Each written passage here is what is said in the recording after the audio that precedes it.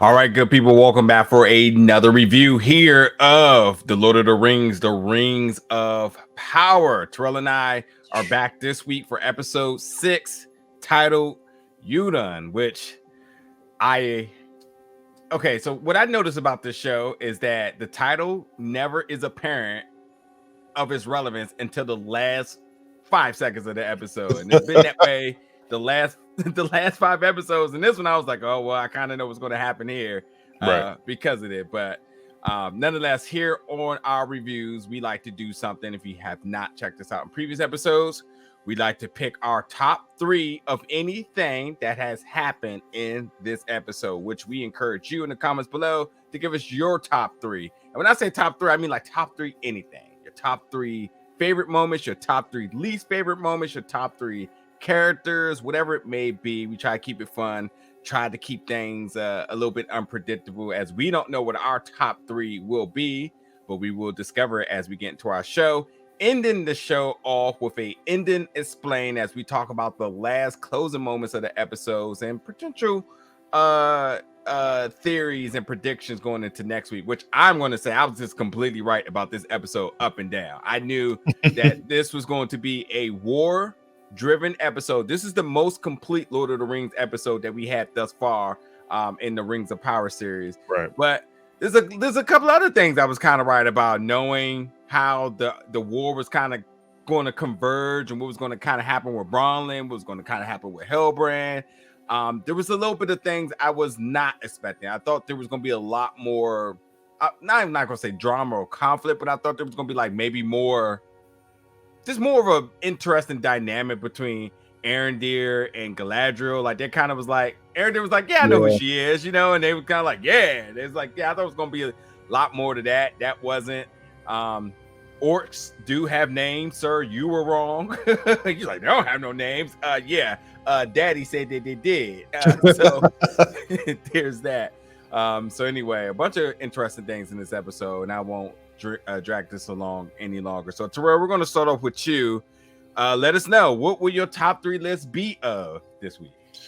Well, yeah, let's just say, man, this is the episode. Them ratings about to go up. You know what I mean? For all those Lord of the Rings haters out there, this is your joint. Like you said, this is the most Lord of the Rings episode. We get straight to the point. No cut arounds. But top moment of the episode for me, and not the most obvious, but let's be clear. So you're saying you're going with your top moments this week?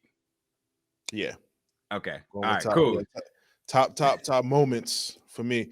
First one is when Arondir tries to destroy the half-broken sword, the key, whatever you want to call that, which is a direct, I feel like, a reference to, of course, the main Lord of the Rings again, because they can't destroy the ring with anything other than the fires of Mount Doom, which they wound up drag. That's the whole journey of them driving to. So I wonder if this particular story is them going to be trying to figure out a way to destroy this sword or whatever it is throughout it. And like I said, it was a really good moment. Like, okay, got to figure out some way to try to destroy it. And it seems like every time they try to hide it, they just do a really terrible fucking job of hiding this thing, because for some reason, like the ring, it kind of calls out to people.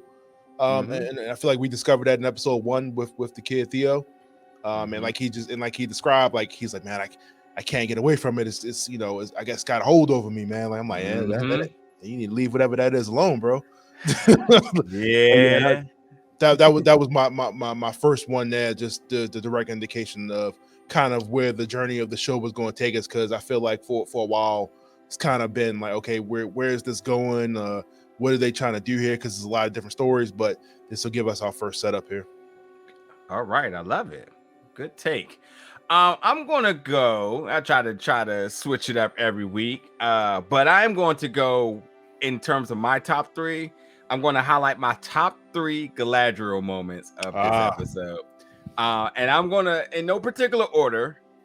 My first one is titled "Galadriel Want All the Smoke." Oh, when she got off that and like, I am going to talk about another moment that was before this, but when she got off that boat, the ship, she was in front of that army and she made it very clear, like, I'm here for the wreck. And I thought the scene was shot beautifully, as people tend to still be in complete disbelief of just how prominent of a soldier Galadriel is, even though she's on chill mode down the line, understanding that like everything that she was talking, she's about. And I also want to kind of tie in another moment that's still focused on Galadriel wanting all the smoke, is all the folks she's trained, all those techniques that she told them. She said, when you stab them, you stab and twist. Instantly saw it. And it was this like nods to her training, her war tactics, her battle training and tactics and skill, and seeing that like as they converged over into the war, as sort of the care package that the folks didn't know that was coming. I just thought it was so dope. I will say though, I will have to say this because I know somebody's going to say something.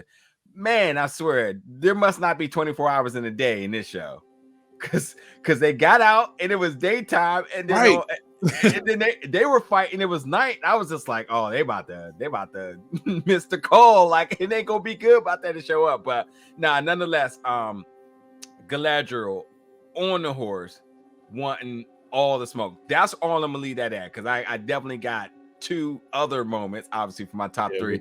With the spider sense too. On she's out here dodging spears. I'm like, did she know they coming, or she just hear it a mile away? Chill, man. Worry about your moments, dude. Worry about your moments. Jeez.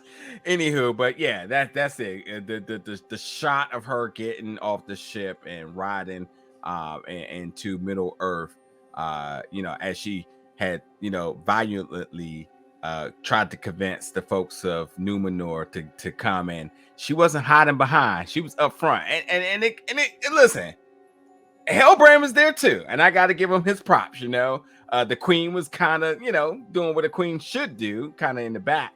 But Galadriel was definitely out front, all about it. And by the way, let me be very clear about Hellbrand. That's King Hellbrand of the Southlands, who was out front. He didn't want that title, though. He did want it. We talked about this, sir. He talked about this. This was the whole convincing factor of him wanting to go, because he knew it was his duty. That was the whole thing of last episode of him grabbing his little pendant and saying, okay, cool. I did not want it, but the end of the episode off is the last impressions we should have on him, is that he understood his duty. And I think they also reconfirmed it in this episode when they had the talk of saying, like, you know what, when I was out there, I felt something. And it's like, I felt that too. And that was just them having their moment, which was cute. But it was their moment of saying like, listen, we're about that life. And again, I want all the smoke. So there's that. Anyway, good to you, sir. I'm gonna mess up your moments too. Oh, no, right. My second goes into the Home Alone Orc edition of the episode, where we see them set up various traps throughout during the fight with the orcs. And you see my man Arendir shoot the tower down with a single arrow, because apparently they had enough time to construct an entire tower to fall down on people perfectly. I swear that dude got superpowers, man. I swear like all elves got some type of ability or something like that they just get at birth, because he defies physics and somehow he's able to do crazy stuff with arrows. But yeah, man, I really like the moment of them, the people just becoming empowered and trapping the orcs and taking them out.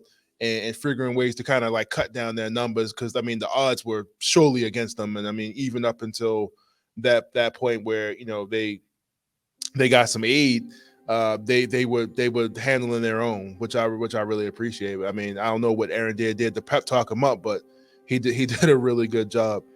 And to be clear, you can't give him the credit. It's really Bronwyn who steps up in the king role temporarily and rallied everybody that was available to fight. I mean, the women, some of the kids, the elders, like everybody was out there. I mean, although the first person that was killed was a woman slashed by her neck, but the women were out there wrecking just as much. And I thought that was really cool that, like, with her being sort of the embodiment figure of leadership, that sort of empowered everybody to get out there. And yeah, the odds was against them. Listen, I wasn't going to take the little giants in this parlay, but hey, they stepped up. And the Mighty Ducks, they ran their flying V and there you go. Yeah, there was no reason they should have won that. But yeah, man, like you said, the women definitely came through, and you know, did they even have any weapons? Like, yeah, they did. I mean, it was very sticks and yeah. There was definitely a couple of liabilities out there. They had heart. That was their weapon. They had heart. But yeah, it was like I said, just the Home Alone edition. It was some silly moments, like the cart on fire, and they was like, "Oh, you missed me," and the thing goes out and burns. I was like, oh, "Okay, this show has a little bit of comedy to it, even though this is like a super serious moment, of people dying." But I really like that, man. I really like that they came together, man. And you know, after having this whole disdain for elves, finally decided to rally around her and him in this last ditch effort, even though half the town decided to betray him and tip out. Which, did they die, by the way? I don't think they showed that, but the people of the town that left him. But that was my second moment there. Very well, very well. My second moment goes to the moment you tried to spoil here, but I mean, we got to talk about the tricks on the horse that Galadriel was out here doing. There's a couple of them here because I came prepared, because I know how you like to mess up my whole flow. Yeah, her being very agile on the horse with the sort of just leaning off to the left, leaning off to the right. I mean, she clearly has a lot of horse training skill, and I think what's important here is to remember the moments of and his name about to slip out of my head real quick, but when what's his name was talking to his son, and he was telling him about the connection that you have with the horses. And I think that I think that it's really important to recognize that's why she's able to sort of have that level of trust for her horse, but also be able to do these things that look kind of unpredictable. Listen, I know folks are going to try to find reason to just debunk this whole thing that I'm saying, but I'm just going to just believe in the content that I'm seeing and go with that and say, that's the connection why she's able to do what she has to do. Furthermore, in this moment of when she had to chase down Adar, when she basically gave my man the untapped Namekian potential here, and like put her hand on the horse's head, and that joint just got the Niles boost and walked my man down, which they had the moment of Hellbrand, clipping up the horse, which I was like, man, I hope the horse is okay. Explain how he got there like at the same time as her. She was already gone. I mean, you just gotta assume that they wasn't just traveling linearly, like they were kind of looping around, and he kind of cut him off. And he seems to always have her back in these situations, like he's just kind of in the shadows right there. But I think that I seeing her being so agile on her horse, and that connection with her horse, whether she's ducking and dodging arrows and blade attacks and kind of leaning off. I mean, it's tricky. I definitely was digging it. It brought a little bit more of the cool choreography that was kind of going on. I mean, I thought that even earlier in it, Arondir, like his fight choreography was cool. And again, as I say, this is the most Lord of the Rings episode we had. Her getting on a horse doing some cool stuff is definitely much appreciated here. And then, like I said, tapping into the horse's speed potential with the Namekian touch, and basically like, you can be faster. And the horse was like, yeah, he kind of shot a nose and went after him. So, I was appreciating the tactics of Galadriel on the horse. I thought that was really cool. And so that was my second moment, just seeing her being really agile on the horse. And by the way, the who I was referring to is I know always says Elizador. Elizador. Captain Arondir, right? Yeah. So yeah, man, I didn't think that I would like her character at all, but as the show goes on and she goes from the crazy Sauron person to like, oh man, y'all ain't believe me, huh? Like it's real out here. Like her, she's definitely one of my favorites in the show. One of my favorite characters in the show, like definitely so far. yeah. But yeah, you still have something else? I'm done. That's my second. All right. Getting into my third here, man, I think was one of the most powerful moments in the show, but and I hope I'm not cutting into your thing here, but seeing Hellbrand and Galadriel both have their hold back moment of like, yo, I really want to kill this guy. And definitely for Hellbrand, because obviously they haven't revealed it, because he's like, yo, you know, you don't remember me? He's like, nah. I don't know who you said. He started naming, like, yeah, was it somebody you love? Giving the Thanos moment. I don't even know who you are. Right. And you definitely see him about to, you know, straight murk this guy, take him out, and Galadriel comes in and stops him. Like, look, bro, we need him. Like he's the whole, he's proves my whole case. Like I need him. Yeah. But you could definitely see, like, in his face, that like as he's holding back, as he got the spear like inches from his neck, that this is something that, you know, that he's been looking for this guy for a while. He's been waiting to encounter him. This is something that he's been wanting to do for a while, and to be able to hold that back, I think it was a very powerful moment in the episode. Of course, you know, like a cartoon villain, you know, he eventually somehow mysteriously escapes, but he'll maybe get his chance again, you know, as seasons pass in the show. But, you know, like I said, for both of them to have that exact type of moment, and that, like you said, he has each other's back. They have each other's back in various moments, you know, throughout the episodes, and they both did have that moment for each other where it was like, okay, yeah, it's not worth it. Don't do it.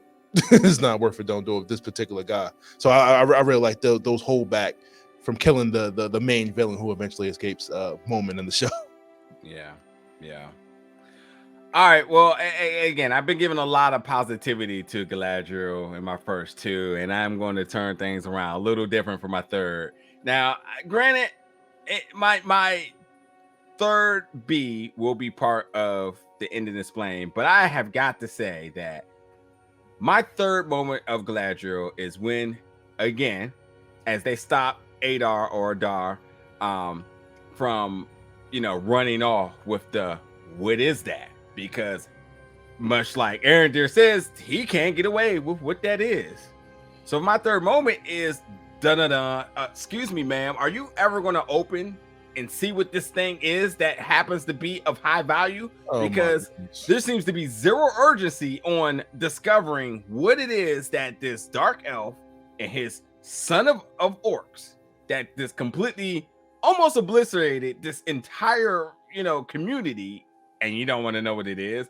You're so hell bent on getting Sauron, who he said he killed, by the way, and you don't believe him. And again, with much more suspicion, you still don't want to open up what this is. Right. There's an issue here that no one is showing any urgency of what this is. So my third moment is this, her complete lack of wherewithal about, and I guess to say she's so selfishly motivated and determined to kill Sauron or even know where he's at, that you just forgot that there's like imminent danger right in front of you.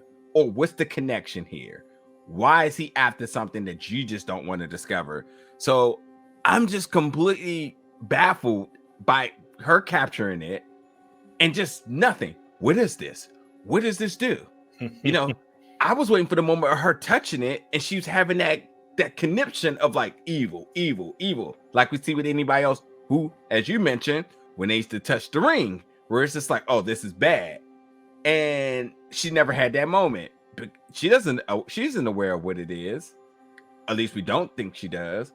But nothing in this episode indicates that she has any she has no care of what this sort of hilt of a sword, but key that obviously mess some things up at the end.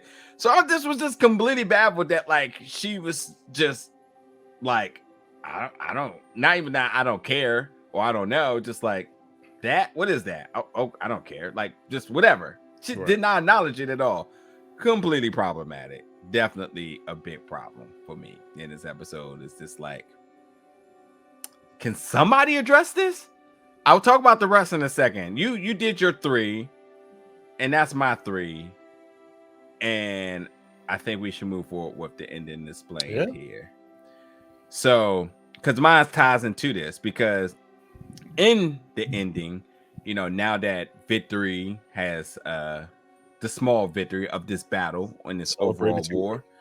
Yeah, I mean, it's a good celebration. They got a king. I mean, Brawlin been carrying the weight, and now, you know, Queen Regent is basically like, yeah, I can take a little bit of that stress off your back.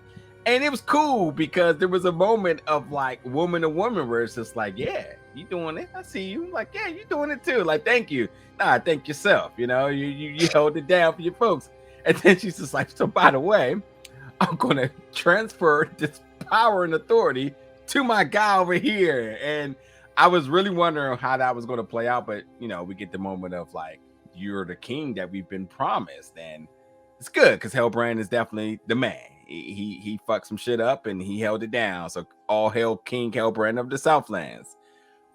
But as we go back to Theo, as you mentioned, Theo talking about his sort of crave and minor addiction to the power and the lust of power that this object gives him and how it calls to him. You know, Arendir very just nonchalant is just like, well, I don't know, you want to get rid of it, just, you know, give it back to the folks of Numenor. That was stupid. So it's just, and like, to me, it's just like, okay, that seems like a healthy measure of transfer of power and authority. First of all, that's ridiculous. He's held it in his hand various times. He should have known the weight difference and what that joint felt like. I just was not buying. I'm like, yo, stop. Like, but you've had it 3 different times in your hand. I mean, not to mention you were just pounding at it earlier because you're trying to destroy it, you know. There's a lot of things here. There's a lot of things I have a problem with here because one, he was the one that hit it, and Theo, he said that no one could know, even Bronlin, and then Theo knew. I was like, he could sense it. Okay, fine, I'll go with that. I can go with that. If Theo can sense it and he has a connection to it, then cool. So then don't your theory just automatically don't apply now then? Because if he can sense it, he would have like, well, this ain't what this is. Yeah, it wouldn't have been no point in opening the envelope. Yeah, that makes, yeah, you're right. you can't sense an object in your hand, but you can sense an object that's buried in the floorboard, yeah. On the floor. So cool. Because I'm glad you brought that up. Good point. The next biggest thing is that, okay, so now that it has been opened up, and anybody who's ever had an Uber Eats order and said, like, I didn't order this, the next thing you do is what? You right back on that phone, on that app, like, hey, my order not right. So my man Aaron, they're basically like, oh, that's not it. And Theo, that's not it. So no urgency. No hitting up Queen Regent or Bronlin or I don't know, Galadriel. Anybody? Hellbrand? Anybody? You're not gonna no bird call like, hey, there's an issue. There's no reason that there's not a scene right then of them being completely flabbergasted that that's not what it is in there. And by the way, they're also, as much as you're like, well, just give it to the people of Numenor. If you know it's not there, you know that's what everybody's attention has been around. You know, this is why this little battle happened in the first place. Right. You should have stepped up. Even if Theo couldn't have did it, you should have been the main ones like, oh, listen, we got a problem. This isn't here. So that's my problem. Anyway, Waldrig, who has the connection, who we know has been just working with Sauron this entire time, as we've seen the past with him and with the call back to Hellbrand and, you know, his connection to the folks of the Southlands and whatnot. So we know the connection here. So he's out this, you know, he does what he's supposed to do. Like Adar or Adar, whatever it is, folks. Somebody correct me because I still don't know exactly the correct pronunciation, and it's fine. I'll take that. He knows it's a key. He knows he calls to it. He has the connection, and he goes and do what he's supposed to do. Two things here. I mean, he pledged to say he was going to serve Sauron. It also is very clear that we know that, well, folks have definitely pledged to serve Sauron or the evil, which, you know, why we saw humans on the same army inside of Adar, whatever it is, alongside of the orcs, which they devised a really good plan. That was really cool that they were just like, you're killing your own folks. And here we are coming out of the shadow, by the way. I thought it was also interesting too. I was like, wait a minute. I thought y'all didn't like the light. and y'all was fighting during the day. Yeah, it was definitely. I guess it was I guess it was like no sunlight. It was in the clouds. So I guess we can let it slide. It's cool. It's Seattle, Washington. It's why the vampires hang out there, you know, because it's gloomy in those areas. Seattle, Washington, folk. That's what's happening here. So yeah, he takes the key. He fully equips the sword to his full extent. Right. And he locks it in, twists it, and it breaks it down. And this is where the title of the show comes about, because everybody knows that Udûn is basically a part of Mordor that was basically created by volcano eruption. In this case, we'll just call it Pompeii. Right. They sit there, and the volcano eruption is like it's the trump card of the whole battle, of saying like, not only am I, you know, doing Sauron's work, but also like your little town and everything in this whole little valley I'm about to create. Ha ha, got it. You know, as we know, like this is what is clearly going to create more of a foundational structure of the Mordor that we know to identify in the Peter Jackson movie. So, you know, that's the start of this. You know, boom, Waldrig did what he was supposed to do.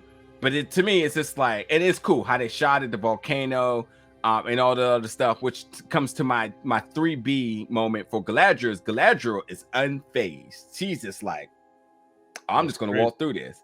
Yeah, I've been trying to think of an analogy. Like, she did walk off like really cool. Maybe the Tony Stark moment when the Stark tech bombs were going off and he was kind of like this. Let me come closer. But he's kind of like this. Yeah, she kind of was just kind of like, yeah, whatever. But obviously it's because of her obsession with Sauron. She knows like, oh, he's coming now. This is the moment. And maybe Adar putting his head to the ground here in the waters, maybe he knew about the ultimate plan in the first place. He still is a pawn. Everybody has a master. We know you have a master, sir, even though you're trying to act like you don't. We all know who your master is. Stop the cap. Yeah, stop the cap. Yeah, like trying to make it like he's the top of the totem pole. But maybe he could be telling the truth, and maybe he is trying to have a lick at the top of the food chain, and that's why he has some human slaves and his orc, and he was able to rally some orcs because he actually treated them like they were somebody. He gave them names, which is like you listen, this is like in college football. When you get the name on the back of your jersey, that means you earned that. You know, a lot of teams just have numbers, or maybe this is a little bit of a structural change here, and maybe that's what his play is here. So maybe that's why he was ultimately interested. Like, oh shit, well, here we go. Trouble is coming. So, you know, for this ending, you know, obviously, as I said, like, you know, this was like a moment of Pompeii, the volcano eruption. It's wreaking havoc all through town. It's shot crazily cool, and there's panic everywhere. Everybody's like, oh shit, what's happening? What do we do? Numenor folks, you know, celebrating a little early, as it seems like more danger's coming. And Galadriel's sitting there like, oh, well, I don't know, whatever. And all this could have been prevented if one of you all just would have took one moment to say, hey, where's that object? Oh, I have to assume I have to assume that whole moment was a simultaneous thing. Like, as he was opening the thing, like the guy was just putting it in the sword, like, so they didn't have a moment to react or anything like that. I'm just assuming that all that happened, because if it was like, okay, they sat around for 5 minutes and then that happened, okay, that was a little ridiculous. But like you said, Galadriel's moment of the, you know, cool guys don't look at explosions, but this time she's actually facing the explosion and watching it come towards her. Yeah. And just assuming that she's you know, immune to fire, because she just stands there to the smoke and fire. So, spoiler alert, she's still alive, folks. So, oh, yeah. Yeah, but I was thinking to myself, like, this town can't catch a goddamn break, yo. like, geez, like one moment to the next. Like, I'm like, yeah. All right. Oh, right. And that was my other big thing. It doesn't seem like there's no really indication of major characters died from contact from any of the debris. I kind of looked to see, was there anybody? I mean, there was a lot of folks. I mean, we you know, I was looking around like, oh shoot, I keep forgetting his name, but the father, the son, any of the friends, you know, the one that said like, hey, I'm done with war. I thought he might have got, and then I thought like, hey, bro, I know Bronwyn's not gonna die after everything she's been through.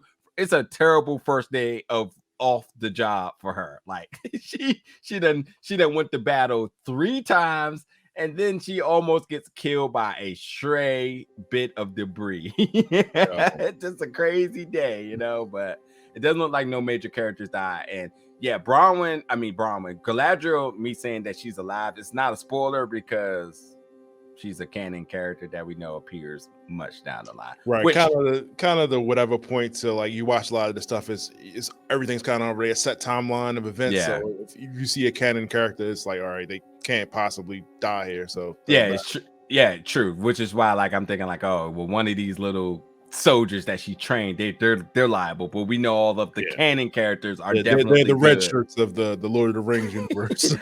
Yeah, and then I was like, damn, if Theo got, that'd be wild. But it'd be poetic. Like, hey, sir, you want to do Sauron's work? Well, here you go. Lay down in the blood for good old Sauron, who's coming back. So, yeah, but yeah, you know, with this, I guess in terms of thinking forward, I think the battle commences, and now, you know, now everybody's gonna have to have the conversation. Then I'm sitting here like, why haven't y'all had this conversation? Everybody's gonna say like, what caused this? It's gonna be obviously Arondir saying like, oh, somebody must have used the key to do so. How would they find it? Well, because there's a person named Theo that has a connection to it. A tracker out he there. Can sense it. Yeah, obviously the animals, like the horse, knew shit was going to get got. So like, listen, this poor community, man, they're gonna have to clean up again, man. It's just bad. One thing after another, man. And Hellbrand got a hell of a first day on the job, and Queen Regent, you know, we're gonna see how she responds to this. She's right here, front and square in the Battle of War after they thought they done won, and they thought maybe they get a little bit of a vacation after this, but now it's back to work, right in the heart of Middle Earth. And now that this portion of Mordor has started to form, got to see what happens next. And hey, what's going to happen inside that little volcano that erupted there? We see some things happening there. I mean, again, everybody knows what happens with volcano. Lava plus water equals land. So there's that. Hey, the king told Queen Regent, don't go. Yes, it's dark out there. Yeah, darkness, everybody, darkness and evil. So with me. Listen. We'll see.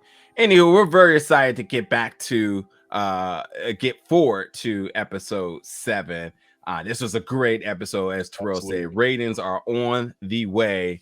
So totally check out today's episode. Let us know your top 3, whatever it may be, your top 3 moments. And I really encourage you all to be as unconventional as you can be. Give us ideas. What do you want our top 3 moments to be next week? You know, the top 3 things you didn't like, the top 3 unbelievable moments, your top 3 characters, just whatever it could be. Your top 3 lines of it. It could be anything. Your top 3 Easter eggs. Come at us. We'll go at whatever you want it to be, as we want to try to make this as fun as we can, covering this entire season and beyond. We have more Lord of the Rings of Power content coming out. Just to give you a heads up, New York Comic-Con is next week. They will have a panel. There will be some opportunities there available for us. So be locked in for that as well. So, until next week, folks, you all be good, be safe. Much appreciate you coming through, and we'll see you back